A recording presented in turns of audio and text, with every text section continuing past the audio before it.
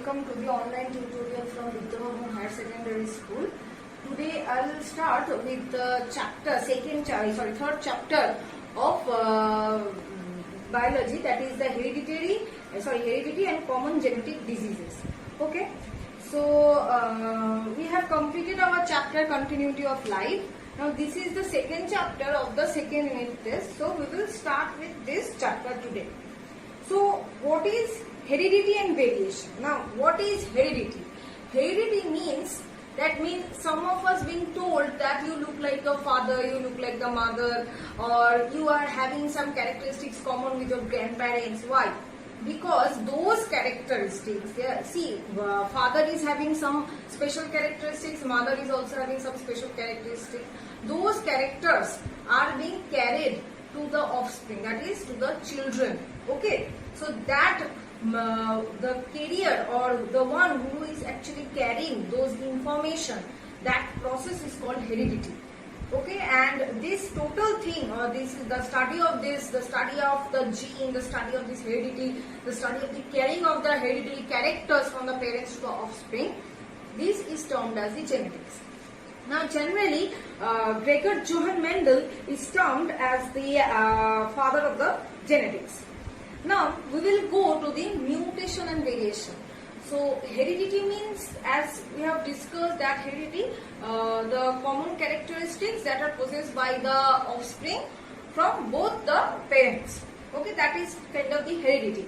And what is this mutation and variation? Mutation. These are the terms. Mutation and variation. So what is this mutation? Mutation means any change in a particular segment of the gene. Okay, suppose this is the chromosome. Now suppose in this segment the change has taken place. Understood? That means a particular portion is being changed. This change in a particular area of the chromosome or a particular area of the gene is termed as mutation. Now due to this change, what happens? Variation rises. Obviously this is not the similar thing like the previous one. It has changed. So obviously when this structure or this composition will change, it will lead or it will give us some new variety, which is known as variation. Variation means varieties. All organisms are not equal or same. They are unique to each other. Okay, so change in any particular segment of the chromosome or any particular segment of the gene leads to the formation of variation. So variation, if it is the effect, then mutation is the cause. So next we will go that examples of variation in man. What are the general examples? Free and attached earlobe, and number 2 is generally roller and normal tongue. Free and attached earlobe, you can see that let's get concentrate over here. See, some are having attached earlobe. That means this part is actually attached with the muscles of this neck side or this cheek side. Okay, and some are, this earlobe in some people are free, just like over here. See, it is free and it is attached. So it is also a genetic variation or genetic, you can say a genetic character. Okay. Now this attached earlobe, that means ones who are having this earlobe attached. Okay, that is the recessive character. Okay, and the ones who are having free earlobe, that means it is not attached, those are the dominant character. Now what is recessive and what is dominant, we are going to say.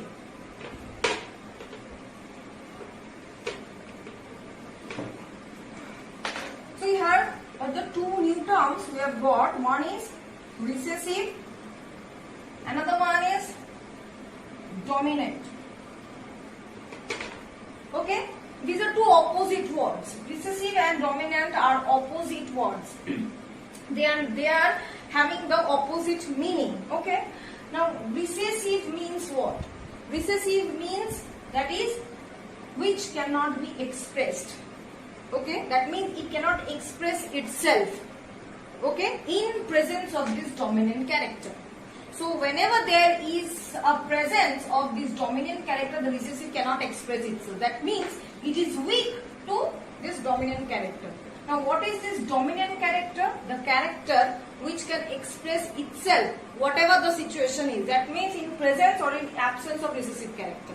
Whatever it is, it can express itself. That means it is much more powerful than the recessive one.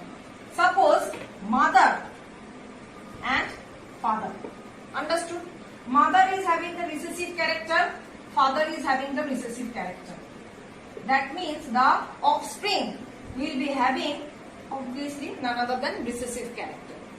Why? Because both of them are having the recessive character. Then that is why the offspring can have the recessive character. Now you just think, mother is having the recessive character, but the father is having dominant character. Then what will happen? As I have told you, the recessive character can express itself only in the absence of dominant character.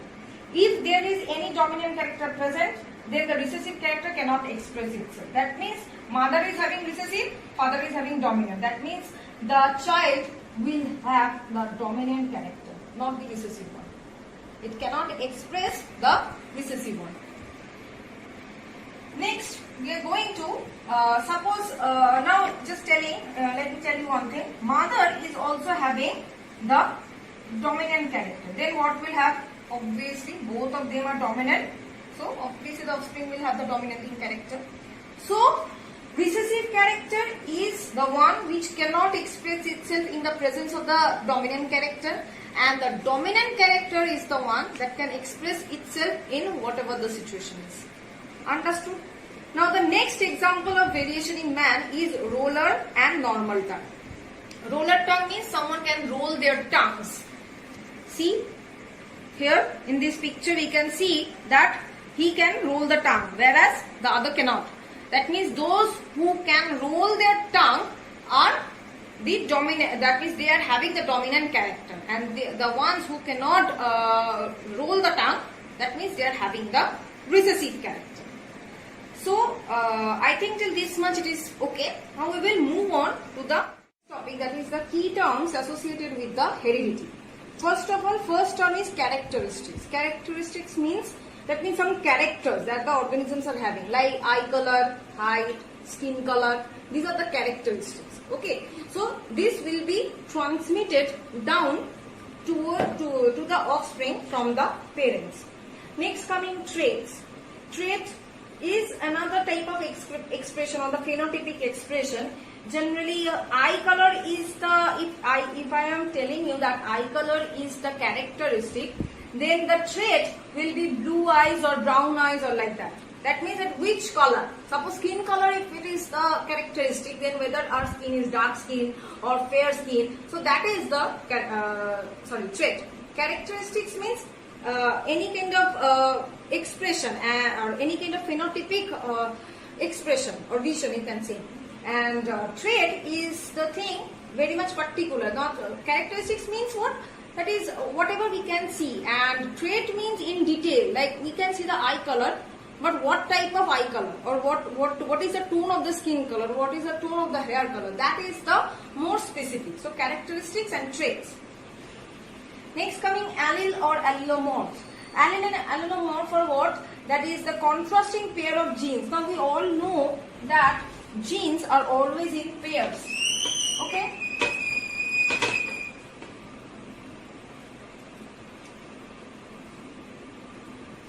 Suppose this is gene A. So this is the gene A dash, you can say. These are the pair of genes. They will obviously be complementary to each other. So what will happen? These genes are present in a particular set of chromosomes. So these genes, obviously A and A dash, are opposite or contrasting in nature. So these two genes, the pair of genes which are contrasting in nature, and are located on the chromosome is termed as the allele or allelomorph, and they actually control the same characteristics. Okay, that means if it is a skin color gene, then this is also the skin color gene. Understood? So this is the allele or allelomorph. Now next is the locus. Locus is what? Locus is the location of this allele or allelomorph. Understood? Locus is the location of the gene where this allele or allelomorph actually located. Next is that unit of inheritance. Unit of inheritance is what? That is the gene or factor, you can say. That means the inheritance means what? We are actually inheriting some characters, right? We are inheriting our parental characters, right? So inheritance. Now, who is actually helping in this process of inheritance? The unit, that is the gene or the factor. So that is why it is termed as the unit of inheritance. Next is coming monohybrid cross and dihybrid cross. These two topics, that's monohybrid and dihybrid, we will read in very much briefly in the next topic. But I am giving you a very abrupt idea about monohybrid and dihybrid cross. That is, monohybrid cross means the cross. Hybrid means what? Hybrid means we are actually taking two opposite characters. Okay, we are actually taking two opposite characters. Now we are actually making the cross over them. Mono means one character. We are taking only one character. Di means two character. Okay, the cross by that is the cross with which we can obtain hybrid organisms. Understood? We are taking the parents of two different characters. Suppose one will be dark, another will be fair. Opposite characters, parents or parent plants or parent organisms are being taken and it is being crossed, and the results which will be obtained, these are obviously hybrid. So if we will take one character in consideration, that will be monohybrid. If we will take two characters in consideration, that will be dihybrid. Now next, homozygous and heterozygous organisms. Homozygous means when the pair of genes present in the corresponding locus of the homologous chromosome are exactly same, the organism is called homozygous. Homozygous, that means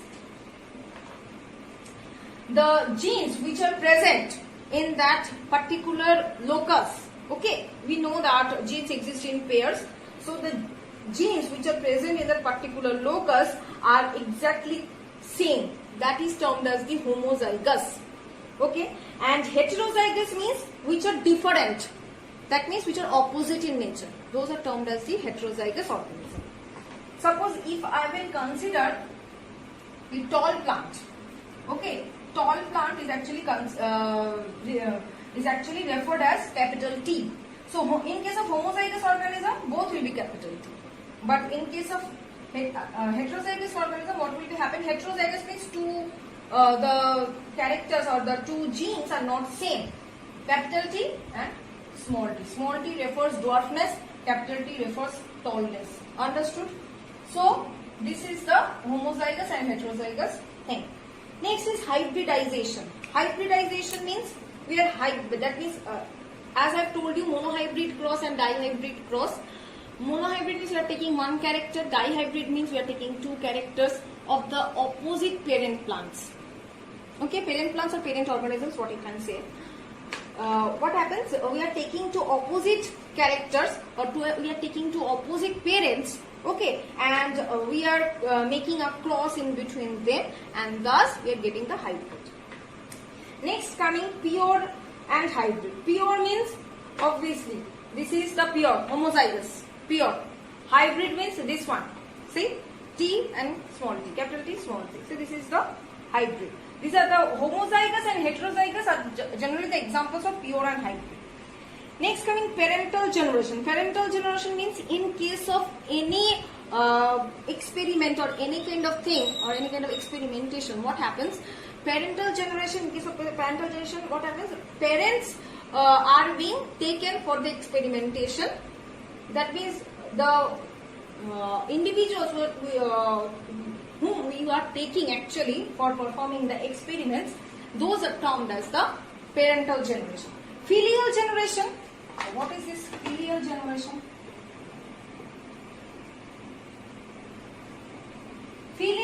generation is actually the offspring generation. It is generally referred to as F1 and F2. These are the two filial generation. That means after making the cross between the parental generation, the first generation that we are getting, that is F1 generation, and from this F1 generation what we are getting, F2 generation. Understood? So this is the thing. Now moving to the next topic, that is the dominant and recessive. We have told it that what is dominant and what is recessive. The one that can express itself in presence of everything, that is the dominant, and the one cannot express itself in presence of dominant, that is the recessive. Now is the phenotype and genotype. Phenotype is what? Phenotype is any kind of visual representation of our skin color, our height, our hair color. These are the things. These are the phenotype. And genotype is the genetical composition which are responsible for this phenotype. So phenotype is the visual representation and genotype is the chemical composition responsible for the phenotype. So till this much I think we are not having any such problem. Our next topic we will continue in the next video. Thank you.